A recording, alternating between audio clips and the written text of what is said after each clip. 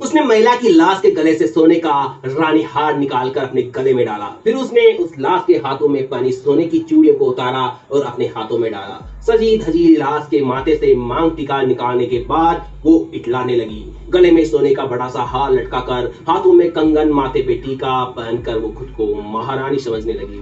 नीचे जमीन पर लाश पड़ी थी और लाश के सामने उस सोने के भरे हुए गहनों को देख देख कर खुश हो रही थी। ये महिला जिसकी लाश जमीन पर पड़ी थी वो थोड़ी देर पहले तक जिंदा थी, लेकिन इस दूसरी लालची महिला ने उसे मौत की नींद सुला दी। ये कहानी है साइनाइड मल्लिका के नाम से मशहूर भारत की पहली महिला सीरियल किलर की, जिसने बेंगलुरु के एक मंदिर को अपना गुनाहों का ठिकाना बनाया। ये वो हैवान थी जिसने इंसान तो छोड़ो, अपने लालच के चक्कर में भगवान तक को नहीं छोड़ा। बात है करीब 24 साल पुरानी। बेंगलोर में एक मंदिर में केडी केम्पम्मा नाम की महिला रहती थी। ये खुद को भगवान की सबसे बड़ी भक्त करती थी और ये दावा करती थी कि मंदिर ले जाकर महिलाओं के सारे दुख दर्द दूर कर देती है। ये खुद को भगवान का मसीहा बताती थी। वो महिलाओं को विश्वास दिलाती थी कि उसके पास वो साधना है जिसकी बदौलत वो उनकी जिंदगी में सुख ला सकती है।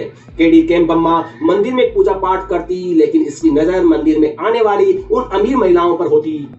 ये उन महिलाओं की तरह अमीर बनना चाहती थी और यही से इसके साथी दिमाग में एक ऐसा खौफनाक अपराध ने जन्म ले लिया जिसने पूरे देश को हिलाकर रख दिया। अपराध को अंजाम देने का साइनाइड मल्लिका का ये तरीका बेहद भयानक था। ये मंदिर में आने वाली अमीर महिलाओं से मिलती और उनके दुखों को जानती। ये उन्हें भगवान के चमत्कार की कहानियां सुनाती और उन्हें अपने झांसे में लेकर उनके कष्टों को दूर करने की बात करती। कई महिलाएं बच्चों की चाह में, कई नौकरी पैसे की चाह में, तो कई घर में सुख शांति की चाह में उसके पास आती और उसके झांसे में फंस जाती और फिर ये उन्हें एक खास अनुष्ठान के लिए एक सुनसान जगह पर बुला। इस अनुष्ठान के लिए ये या तो एकदम सुबह का वक्त चुनती या फिर रात का, जब आसपास कोई नहीं होता। महिलाओं को ये उनके पूरे गहने में सज धज कर उसके पास बुलाती। ये कुछ दिखावा करने के लिए उस महिला के सामने पूजा पाठ करती और फिर उसे आंख बंद करने के लिए कहती। इस दौरान ये महिला के प्रसाद में साइनाइड मिला देती और फिर उस महिला को दे देती। साइनाइड पल भर में ही महिला की जान ले लेता। उसके बाद ये साइनाइड किलर महिला की लाश से गहने और पैसे छीनकर वहां से फरार हो जाती। इस साइनाइड की मल्लिका का पहला निशाना था बेंगलुरु की रहने वाली ममता राजन। 1999 में इसने ममता राजन का कत्ल किया, लेकिन ये पकड़ में नहीं आई। इसके बाद तो जैसे बेंगलोर में अमीर महिलाओं का कत्ल होने का सिलसिला शुरू हो गया। अक्सर अखबारों में अमीर महिलाओं की मौत की खबर छपती, लेकिन कातिल कौन है ये बेनकाब नहीं हो पा रहा था। इसी साल केडी केम्पम्मा ने 5 महिलाओं को प्रसाद में जहर देकर मार डाला। भगवान के नाम पर एक क्राइम करती रही और कोई इस महिला पर शक भी नहीं कर पाया। 5 कत्ल हो चुके थे, इसलिए इसने कुछ समय के लिए पूजा पाठ का दिखावा छोड़कर लोगों के घरों में काम करना शुरू किया। इसी दौरान ये एक घर से गहने चोरी करती हुई पकड़ी गई। इस मामले में इसे 6 महीने की सजा हुई। ये सजा काट कर वापस आई। तब तक बेंगलोर में मौत की खबरों को लेकर जो हड़कंप था वो शांत हो चुका था। इस साइनाइड किलर ने भी 5 महिलाओं का कत्ल करके अपने पास इतना पैसा और इतने गहने जमा कर लिए थे कि इसने कुछ समय तक कोई अपराध न करना ही मुनासिब समझा। करीब 5 साल बाद जब इसका पैसा खत्म होने लगा तो इसने फिर एक नई महिला को अपना शिकार बनाया। इस बार इसके झांसे में आई बेंगलोर की रहने वाली नागवेणी नाम की एक बेहद अमीर महिला।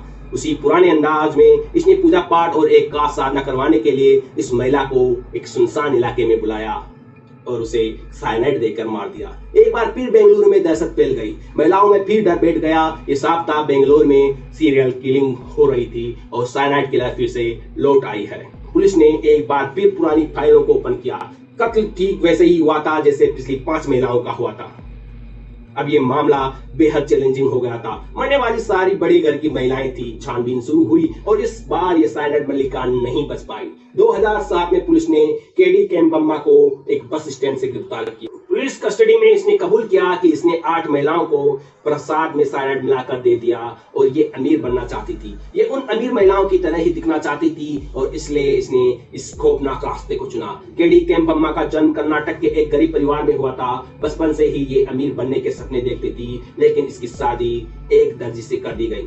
शादी के बाद इस महिला ने लोगों के घरों में काम करना शुरू किया, लेकिन कुछ ही दिनों में इसने जिस घर में काम करती थी वहीं चोरी कर डाली। 1997 में इस चोरी के आरोप में इसे जेल जाना पड़ा। 1 साल बाद जब ये लौट कर आई तो इसके पति ने इसे घर से निकाल दिया। केडी का साथी दिमाग हमेशा कुछ उल्टा ही सोचता था। इसने कुछ काम वाले को अपने झांसे में लेकर चिटफंड कंपनी बनाई। महिलाओं से इस कंपनी के नाम पर पैसा ऐंठा, लेकिन ये कारोबार ज्यादा दिन नहीं चल पाया। अब पैसों को कमाने का नया तरीका इसके दिमाग में आया और इस बार इसने मंदिर की शरण ली। साइनाइड की मलिका खौफनाक चेहरा साइनाइड की मलिका का ये खौफनाक चेहरा कई सालों तक लोगों के सामने नहीं आया, लेकिन 2007 में जब ये पकड़ी गई तो इसने अपने सारे गुनाह का काला चिट्ठा पुलिस को बयां कर दिया। 2012 में इसे अदालत ने सजाए मौत दी। हालांकि बाद में इस साइनाइड मलिका की मौत की सजा को उम्र कैद में तब्दील कर दिया गया और अब ये बेंगलुरु की जेल में सजा काट रही है।